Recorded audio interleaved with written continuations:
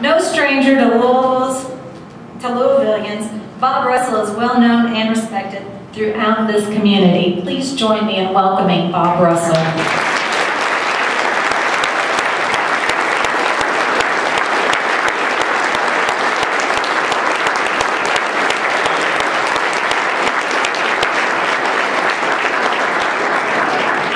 Thank you, Shelley. This past August, I spoke to a convention in Korea. Now, Seoul, Korea is a thriving city. There is obvious prosperity, much advancement, and most Koreans love Americans. They have not forgotten how we freed them from the oppression of communism in the early 50s. But my assignment was to speak to a convention of several thousand through a translator. When I walked into the convention hall, I realized that I was in trouble because the Korean Christians worship in much more a Pentecostal style than is my tradition. The speakers were so forceful, John Stephenson would have felt right at home. Everybody's shouting him in, raising it, and that's not the kind of audience that I usually go over very well with. And I wrote a note to my administrative assistant, Don Waddell, and I wrote, "I think I am in trouble," and pushed it over to him. And then I thought, you know, I just have to be myself. I can't be anybody but myself. I just got to be me. And I saw Don write a note, and it began "just," and I knew he was going to say, "Just be yourself." But he pushed it back over in a few seconds and it said, "Just pep it up a little." But I didn't pep it up much because that's not my style, but it was a gratifying experience. But in that trip, I visited with a couple from North Korea. And they contrasted North Korea with South Korea. They said North Korea is filled with despair. There is religious oppression. And there is economic depression. And I left South Korea wondering why any free country would ever think about gravitating towards socialism. We in this country have enjoyed 2 centuries of prosperity under the free enterprise system, while Marxism has been a total failure everywhere it's been tried. The Soviet Union, North Korea, Cuba. Ronald Reagan said socialism only works 2 places: heaven, where they don't need it, and hell, where they already have it. About 3 years ago, I took a mission trip to China. Now, Beijing, China, is also a thriving city. I'm told there are more construction cranes in Beijing than any city in the world. But I went with 8 evangelical leaders to have conversations with 5 or 6 different Chinese government officials. Our purpose was try to persuade them to ease up on the persecution of Christians in China. Did you know that there are 100 million Christians in China? But they're meeting mostly in underground churches. And they are a threat to the communist government. And so the government is trying to suppress them by threatening the preachers and imprisoning some of them. We met with one of the pastors of an underground church. And my main takeaway from China is that we are so blessed with religious freedom in America. I do not want to emulate China with their religious restrictions and their one-child policy that results in the aborting or abandoning of millions of female babies. Then 10 years ago, I took a trip to India.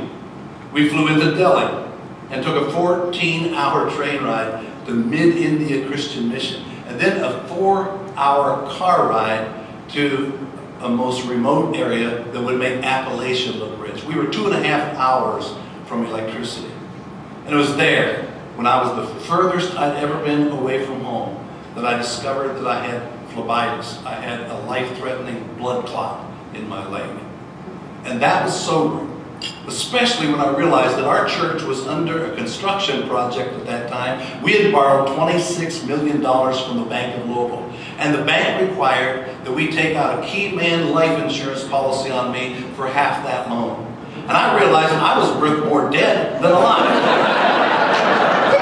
And I thought, if I die here in India, I can just see Dave Stone next Sunday getting up and saying, "Folks, we've got some bad news and some good news." The bad news is the preacher is dead. The good news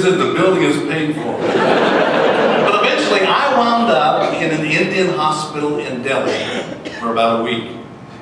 Now, I was in the best hospital in Delhi, but it would be compared with a small town hospital in America 50 years ago.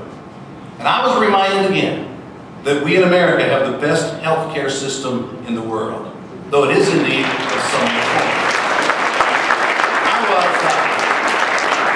I was in a private room. I had a private nurse 24 hours a day. I was visited by the physician twice a day. I had 2 or 3 ultrasounds and some other treatments. And my bill after being in the hospital in India was less than $800. We have far superior facilities and technology, but we do need to find some way to get the cost in line.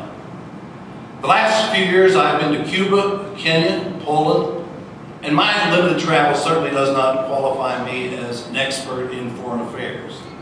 But I have been convinced more than ever that what I was told by my 5th grade teacher years ago is absolutely true.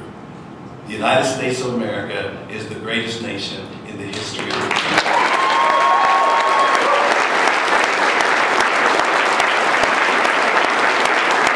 Now, of course, this is not a perfect nation. Our forefathers were flawed human beings like us. Some abused Native Americans. But can you name another nation that a couple of 100 years after the fact is still attempting to make restitution? Some had slaves, but so did nearly every other nation on the face of the globe. And slavery was abolished because good people like William Wilberforce in England and Abraham Lincoln in America stood courageously against it. We may have been involved in some wars that we should have stayed out of. But the people of Western Europe, including France, and the people of Iraq, and the people of South Korea, and dozens of other countries owe their freedom to the United States intervention. And the big picture is, we are the freest, most prosperous, most magnanimous nation in the history of the world. We proved it again in our aid to Haiti in the really recent tragedy. And I am so weary of arrogant elitists who continually exaggerate our flaws and bash America. The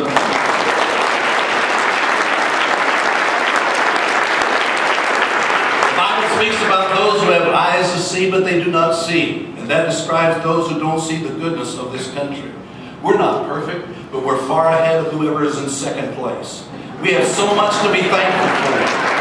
This is the land of amber waves of grain and purple mountain majesties and the fruited plain. We can walk into a grocery store and see more food in a moment than Darfur has seen in a year. If you live in America and have an average income, you're in the upper 4% of the world. We have dependable electricity and safe drinking water. We have coal and iron ore and probably enough oil in the ground here if we'll just drill for it. We can drive from the Atlantic to the Pacific without having to give identification papers at the state lines. 70% of Americans own a home. 90% of teenagers own cell phones and are on them right now. Most American homes have 2 television sets with access to 125 channels. 125 and a half if they get MSNBC.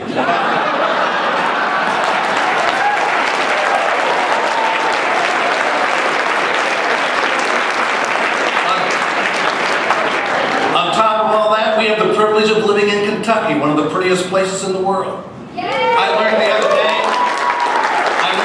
that when John Denver sang Almost Heaven, West Virginia, that he was standing on a mountain looking across the border into Kentucky. I like the poem that Wayne Smith wrote. We believe our God will tell you, though, that forever you may roam, the nearest place to heaven is our old Kentucky home. It's just as clear as it can be that God loves and freely gives to the other states his blessings, but Kentucky's where he lives.